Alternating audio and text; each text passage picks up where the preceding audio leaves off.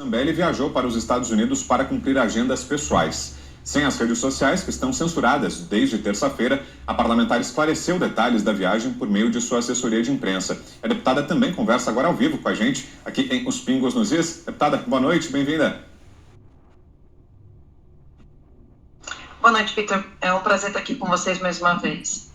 Deputada, essa viagem gerou muito ruído, né? Até porque, como a gente esclareceu aqui na abertura, a senhora está sem acesso às redes sociais, aí houve especulações ao longo do dia de que a senhora teria fugido do país. Foi isso? Não? Qual o objetivo dessa ida aos Estados Unidos? Quando que a senhora volta ao Brasil? Eu queria que a senhora esclarecesse tudo isso aqui para a nossa audiência.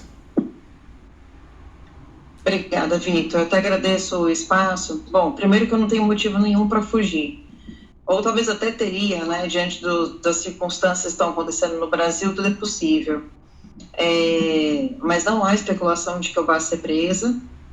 Realmente, o Alexandre de Moraes disse que vai tratar como bandido quem apoiar as manifestações, e o que aconteceu foi que eu apoiei os caminhoneiros, eu dei uma mensagem de pesar para eles, de ânimo, né? Quando logo que anunciaram o resultado das eleições, e eu sempre faço comentários sobre as atitudes autoritárias do senhor Alexandre de Moraes. E aí, Vitor, eu estou fazendo a minha defesa, né, desse caso, de ter perdido todas as redes sociais, e tive a oportunidade de receber hoje uma carta do Dr. Ives Gandra Martins, no qual ele cita o artigo 220 da Constituição e o artigo 5º da Constituição. E aí, citando esses dois artigos, ele fala algo muito sério que, para mim, eu acho que é um alento para todas as pessoas que estão nos assistindo e que estão sofrendo algum tipo de boicote ou censura. Ele diz assim: advogado Dr. Ives Gandra Martins, desta forma, na minha inteligência da Constituição brasileira, a suspeita da veiculação das ideias da deputada Carla Zambelli via Instagram, Twitter e outras redes é de manifesta inconstitucionalidade, cabendo ação que seja restabelecidos os instrumentos de comunicação com seu eleitorado, cumulada com indenização por danos morais e materiais. E assim a doutora Ives Gandins, com os diversos títulos que tem. Então, a gente realmente, se desculpa, está passando um carro aqui bem na hora fazendo barulho. Mas o que a gente vê com isso, Vitor, é que não só eu tenho o direito de reaver as minhas redes, como eu também tenho o direito de danos morais e materiais, né? Porque as redes sociais minhas, elas são de antes do meu mandato, eu as tenho desde 2011, são mais de 9 milhões de pessoas juntando todas as redes, quase 10 milhões de pessoas, são mais de 9 milhões 550 mil, e pessoas que por ali se comunicam comigo, que são meus eleitores, que são até meus críticos, e que ali dizem o que querem de mim, o que esperam do meu mandato, esperam uma palavra de alento nesse momento, e eu não posso sequer usar o WhatsApp. Ele simplesmente me deixou completamente incomunicável. E aí uma pessoa da oposição aproveitou essa saída minha do país para poder fazer politicagem em cima disso, deixando meus familiares todos preocupados, deixando os meus amigos preocupados. E Vitor, eu não sei daqui de eu vou ficar aqui, acho que até semana que vem, né? Eu, infelizmente, queria muito poder estar aí no Brasil e poder fazer alguma coisa. Eu acho que esse é o momento das pessoas também representarem a gente. Eu me lembro que desde a época que eu era do Nas Ruas, Vitor, as pessoas diziam assim: Carla, você me representa. E na impossibilidade de hoje eu representar essas pessoas, não só pela minha rede social, mas também que se eu aparecer numa manifestação dessa, eu vou ganhar uma multa de R$10 mil, eu peço que as pessoas me representem, sempre de forma pacífica, sempre como nós fizemos tudo. Eu costumo dizer que lá atrás, Nas Ruas, a gente derrubou uma presidente sem quebrar uma vidraça, e que assim continue sendo as manifestações da direita, sempre bastante pacíficas e ordeiras. Deputada, a pergunta agora é do Paulo Figueiredo. Deputada, boa tarde. Está aqui nos Estados Unidos, então, no mesmo lugar que eu, boa tarde.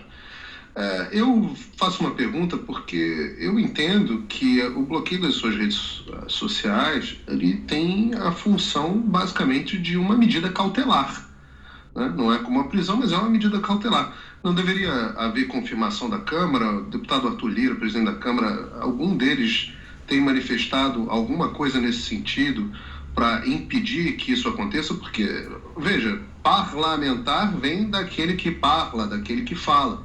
E hoje a tecnologia permite e exige, né, porque as populações aumentaram muito, um país com tantos habitantes, a senhora mesmo tem 1 milhão de eleitores praticamente em São Paulo, sem redes sociais é impossível falar com e falar por 1 milhão de pessoas. A Câmara pretende tomar alguma medida nesse sentido ou será que a invasão das prerrogativas dos outros poderes vai continuar impunemente a partir de agora? Não aprenderam nada com o que aconteceu com o deputado Daniel Silveira? Realmente o Lira não falou nada sobre isso ainda. Eu mandei uma mensagem para ele perguntou para eu explicar melhor. O meu advogado está preparando primeiro essa medida levando a medida para os tribunais superiores, principalmente com essa declaração do Dr. Ives Gandra Martins, que é o maior jurista que a gente tem no Brasil hoje.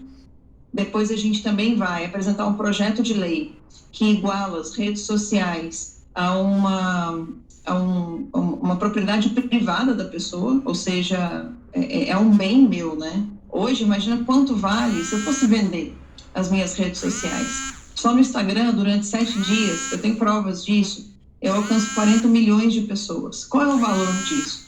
O que ele tirou de mim não foi só o exercício da minha função, foi um valor inestimável, é toda a minha vida que está ali. Tudo que eu tenho na minha vida de material está ali. Eu não tenho mais nada de material, eu não tenho um carro, não tenho uma casa, eu tenho uma casa que eu estou pagando em 30 anos, a única coisa de material que eu tenho são minhas redes sociais. E aí, em seguida dessas duas ações, nós vamos sim pedir para que seja julgado no pleno da Câmara, porque realmente é uma medida cautelar que afeta o exercício do meu mandato. E qualquer medida cautelar, Paulo, bem feito o que você falou, que afete o mandato tem que passar pela Câmara. Agora chegou o momento também da gente discutir aquele projeto que chamou fake news, mas que eu sempre discuti com o Orlando Silva, que aquele não deveria ser um projeto de fake news, deveria ser um projeto de liberdade de expressão. Nenhum homem na face da Terra poderia ter o direito de tirar redes sociais de uma pessoa. Uma rede social ela só pode ser derrubada quando, por exemplo, uma pessoa está cometendo um crime que ataca o marco civil da internet, como pedofilia, tráfico de pessoas, etc., ou quando essa pessoa está presa, condenada em 2º grau, por exemplo.